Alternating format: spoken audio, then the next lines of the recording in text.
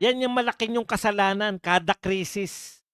At ang pinakamalupit pa nito, krisis na nga, hindi na nga tayo makaahon sa krisis, mababalitaan mo pa, may parte-parte na naman sa Malacanang. Oh, baka akalain niyo nanloloko tayo. Ito po ang balita. Oh, sa balita ngayon. Isa Marcos pinangunahan na ang engrandeng paglulunsad ng isang luxury brand sa Malacanang.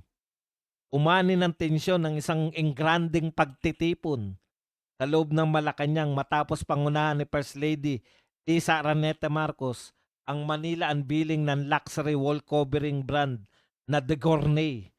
Kung ano man yung De Gournay na yan. Makikita mo na naman na mga grabe, mga candlelight dinner, curated cultural experience, isang gabi kung saan pinagsamang heritage ng Malacanang at modernong luxury. Hindi nyo ba talaga kayang ipakita sa mga Pilipino na kayo dyan nagtitipid?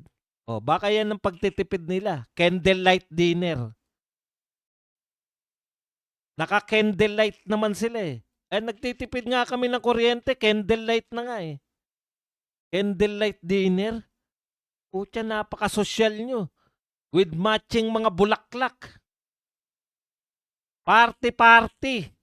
Walang tigil sa party. Sana nga, totoo na lahat ng mga nababalitaan natin. Para matigil na yung kapaparte dyan sa Malacanang. Pinagtitipid nyo yung mga tao tapos mababalitaan namin ng mga De Gournay. Hindi nga namin alam kung ano yung De Gournay na yan. Hindi namin alam kung ano yung curated cultural experience. Hindi po namin alam yung mga termino na yan. Ano yung ibig sabihin yan? Pagtitipon ng tampok ang mga detalyeng hango sa lokal na sining, maging ang kapag kainan ay naghandog ng menu. Tumasalamin sa iba't ibang bansa. Luzon, Visayas at Mindanao.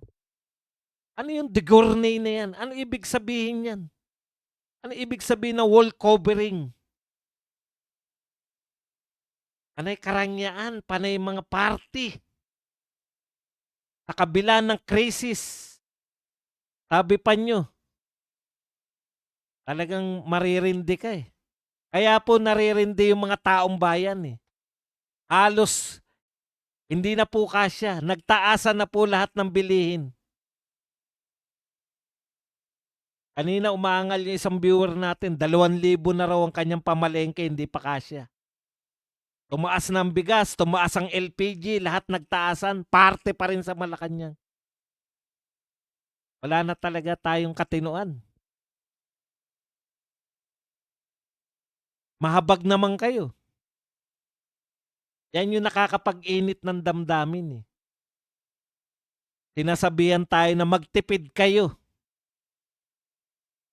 Tapos, may mga politiko pa na wala namang katuturan ng mga pinagsasabi. Halimbawa, ito po, may masabi lang ba? Si Terry Ridon, ang sabi niya kanina, dyan sa bumagsak na kisame, dapat imbestigahan daw kung kaninong panahon tinayo yung kisame. Anong koneksyon ng kaninong panahon?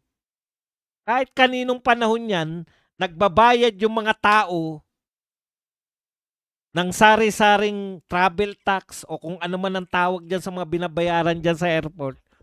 Nagbabayad po ang mga tao para makagamit ng airport.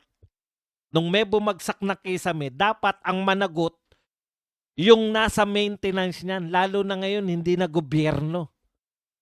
Privatize nyo yan, ang pangako ninyo para maging world class. Putyang ginawa na nag-privatize, tinaasan lang yung singil eh. World class ba yan? May narinig ba kayo sa ibang lugar na bumabagsak yung kisame sa international?